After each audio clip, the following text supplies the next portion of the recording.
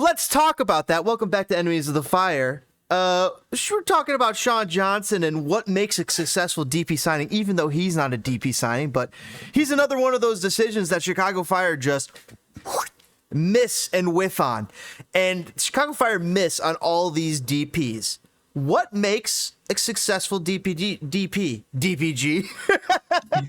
I think a lot of it, too, is that if you're going to bring in a guy, you kind of have to kind of prep him a little bit or even have a conversation with him prior to him signing where you tell him, hey, I know you're used to getting certain passes, from certain individuals. That one example would be like you're getting passes from Messi or well, now you are, but at the time, you might be getting stellar passes from stellar players. You might not be getting that when you come to the MLS. Yeah, your service is not going to be there. Yeah, your services are not going to be there, which means you might have to hustle a little more.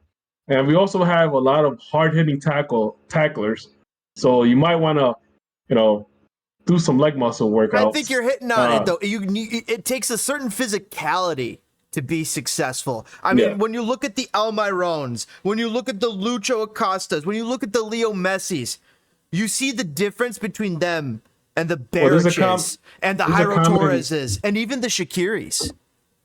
That's the thing, though. There's like a common denominator with all those guys. All those guys came from like very physical leagues. Yep.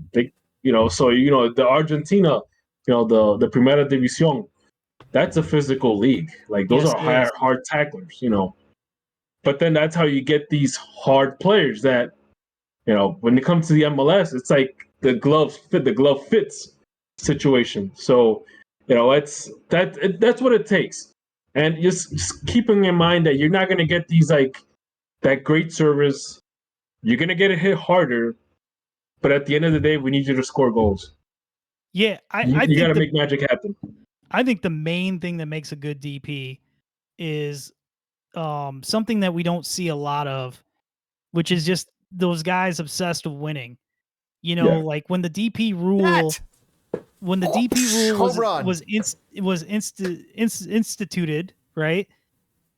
You always heard these big name guys be like, "I can't wait to help grow American soccer." Yep. No, dude, you're the guy who went from Real Madrid to Manchester United to Galatasaray. Like you have won everywhere you go. I want a guy to come here and say like, "Oh, I want to come here and win like 3 cups over the course of the next 2 years and be a club legend." I thought that Schweinsteiger was a guy who was obsessed with winning. I just think his body. I think his body just wasn't able to. But you sped that process up by throwing him as a center back. But anyway. I don't even know, dude. Schweinsteiger was the best player in the league if nobody could move. Like that's the problem. If everybody's able to move, then Schweinsteiger's not the best player in the league anymore. And that was the problem when we signed him in 2017. I think the issue with a lot of the DPs that came in the MLS during the first few years, up until maybe recently or maybe up until a couple of years ago, was a lot of these guys were coming in just to collect a paycheck, finishing out their careers. The farm league. They didn't grow soccer. They didn't care about winning games. They were not hungry for it. They didn't have like the eye of the tiger situation. They were not like, they were just there to pass time, finish out their contract, collect their check, and get their green card, and that's it. But I think now it's becoming different. Now you have these guys that, now for example, we have Kuipers. The guy's like 26, 27. He had a stellar season last year with Ghent, and you bring a guy like that he's hungry. He wants to score goals. That's like the right fit for a DP, But at the same time, if he's amazing these first 2 years, he gets a move to a Big 5 league. If he's really good these next 2 years, he stays with the Fire for, like James said, 5 years and is a club legend. Yeah. You know what I mean? And the thing too is that, for example, like the situation with Jairo Torres. I think a lot of it had to do with the fact that I don't think he was ready for this league, or I don't think he, this league was what he expected. Not trying to diminish Liga MX or saying MLS is better, but I think, the fact that he came here injured, The fact that, at times he looked out of shape, like he wasn't keeping up with himself. And it's weird because I remember seeing him play at Soldier Field, and he looked like that jersey looked a little tight across the chest. So, I think that injury he had right before he came was way worse than anyone realized. And that's the thing. I think that took away his. I mean, he probably wanted to come and win, but it's one thing is wanting to come to win. One thing is actually doing things to want to win. Like, if he was getting out of shape, you would expect this guy to hit the gym, like stay after practice. Listen to training, the club nutritionist. Well, yeah, but he's exactly. like 21 years old. He wants to go clubbing in Chicago, dude. You know what I mean? Like, it's what it is, man. And that's the thing. It's like you have the guys that get a little money in their pockets and they want to go clubbing, or you have the guys that rather stay after practice and keep training because they have their eye on the prize. They have bigger goals than just going to a club and dancing and drinking and eating all sorts of shit food. So well, the DP in Major League Soccer makes it so. It's just so much more intensity because like think about who was it? Nottingham Forest signed was it Jesse Lingard or whatever, and it didn't really work out, and they shipped him off somewhere else, and they stayed up, right? That was last season, right? And so it's like how you can't do that in Major League Soccer. You sign Jairo Torres, you're screwed for 2 years. Yeah. And he's your DP. Mean? Yeah, exactly. You're screwed. Toke, you were talking about club legends just a few minutes ago, and you were saying that Kuipers has a chance to establish himself. Yes. Is Nikolic Nikolic a club legend? Nah, yes. Dimitri Ralph level. What? Just kind of like that was name that the was best cool. strikers in Chicago Fire history. Ante Razov, Brian McBride, Damani Ralph, Nikolic.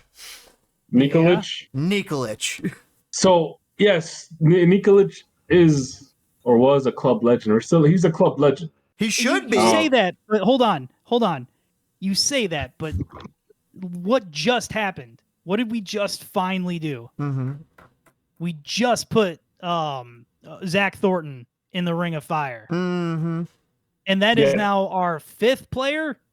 That's it, right? There are 5 inductees in the Ring of Fire. Am I incorrect? Well, most of them are from that 98 season.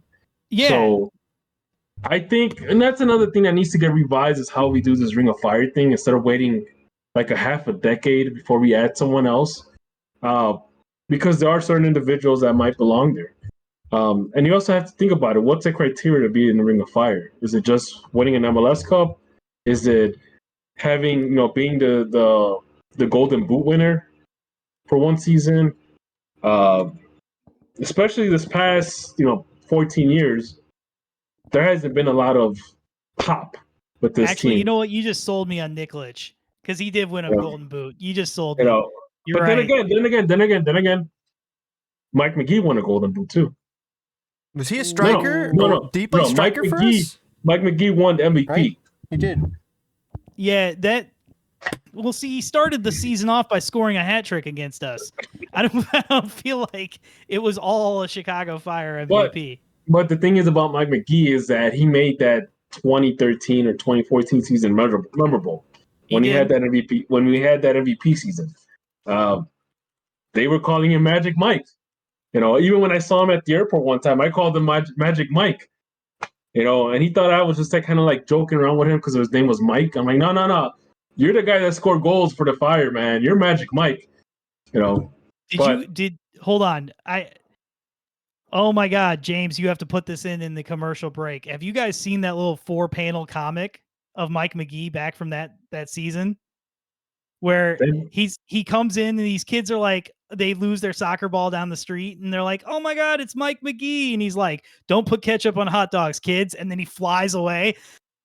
I saw that. Yes. Where is that? I'll send it to you, bro.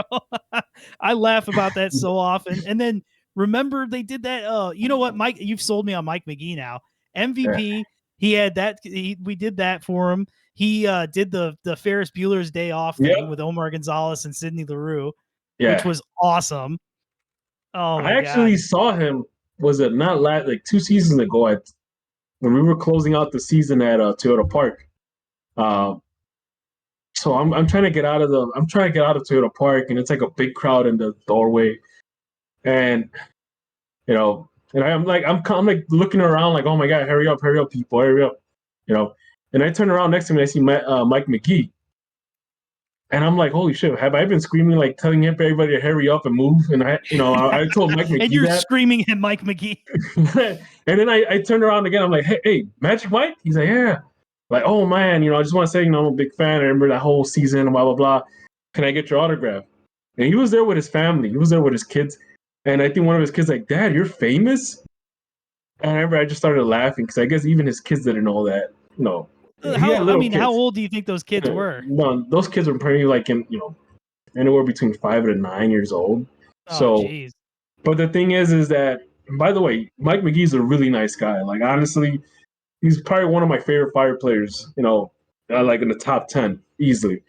But he signed my jersey and I still have it. I eventually gotta get it. I gotta hang it up one day. But yeah. So Mike McGee, do you think Mike McGee belongs in the Ring of Fire? You've sold me on it. He was so, the Ring of Fire isn't just like who has the best stats. It's also cultural impact. You know what I mean? Like Dax think about McCarty. No. Dax McCarty had a bigger impact on this club than Bastian Schweinsteiger. That's fine. Mic drop. Bam. No, I mean, I like Dax McCarty. I thought he was a good player. But I don't think he was. I don't know. It's just when you put him against guys like Nikolic, guys like Mike McGee. Considering that Mike McGee is a Chicago guy too. Dax reminds me more or less kind of like another Loretowitz. Just a guy that had that leadership quality, and oh god, he's a decent player. Big Red. Yeah. I hated Jeff Renowitz.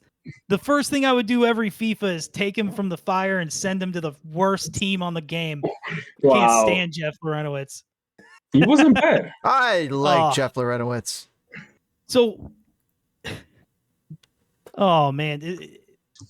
God. After the conversation, we got to go to commercial break. We got to. All right, guys, We'll be back right after this. We're going to be talking heights, a little bit of Shaqiri, and some tactics.